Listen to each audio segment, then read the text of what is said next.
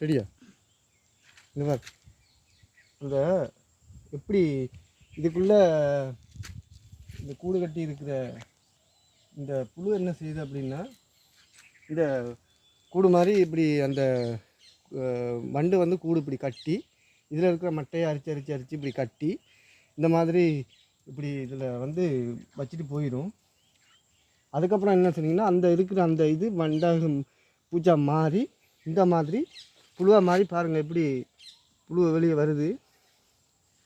இந்த மாதிரி வருது, பார்த்துடலாம். இப்படி புழுவாகி இந்த புழு என்ன செய்யும் அப்படின்னா, இந்த புழு தான் பெரிய சிகப்பு வண்டாக மாறுது. புழுவாகி இது வளர்ந்து பெரிய வண்டாக மாறி ஏனைய கிராமங்களில் இருக்கக்கூடிய அத்தனை தென்னை மரத்தையும் இந்த வண்டு போய் தென்னை மரத்தினுடைய எல்லாத்தையும் அழிக்குது. இதை பார்த்தீங்கன்னு சொன்னால் இதுதான் அதில் முன்னுடைய தலை. இதே மாதிரி இந்த உடம்பு ஃபுல்லாக அந்த சிகத்தை வண்டு வந்துடும், வந்து தான் இந்த தென்னை மரத்தெல்லாம் அழிக்கிறது. கண்டிப்பாக இதை எரிச்சிடணும் நம்ம. அதனால் இதை எரிக்கிறதுக்கு இதுக்குள்ளெல்லாம் இருக்குது, புழுக்கள் இருக்குது, நியாயமான இந்த மாதிரி வண்டு இருக்குது. இதுக்குள்ள எல்லா கூட்டத்துலையும் இருக்குது.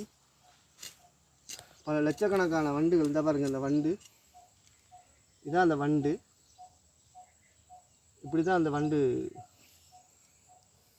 இப்படி தான் வரும். இப்படி சிகத்தை வண்டாக வரும். இது வந்து என்ன செய்யும் அப்படின்னா, இதுக்குள்ளே போய் அரித்து இந்த மாதிரி சின்ன சின்ன ஓட்டைகள், இந்த ஓட்டைகள் இருக்குது, இதுக்குள்ளே போய் அரித்து கூட கட்டி இந்த மாதிரி முட்டை இட்டோன்னே இது அந்த புழுக்களாக மாதிரி மரத்தையே அழித்து இல்லாமாக்கிடும். தயவுசெய்து இப்படி மரங்கள் வந்து சாகுது அப்படின்னு தெரிஞ்சால் கண்டிப்பாக இந்த ஒரு மரம் செத்துருச்சு, இனி மற்ற மரத்தை சாகடிக்கக்கூடாது. கண்டிப்பாக அந்த மரத்தை முழுதாக வெட்டி இதில் இருக்கிற புழுக்கள் எல்லாம் ஒரு குப்பையில் போட்டு எரிச்சிடுங்க. இல்லைன்னு சொன்னால் இங்கே இருக்கக்கூடிய இந்த கிராமத்தில் இருக்கக்கூடிய அத்தனை மரங்களுக்கும் இந்த வண்டு போய் பரவி இவ்வாறான ஒரு நோயை ஏற்படுத்தி அழிச்சு எரிச்சிடுங்க.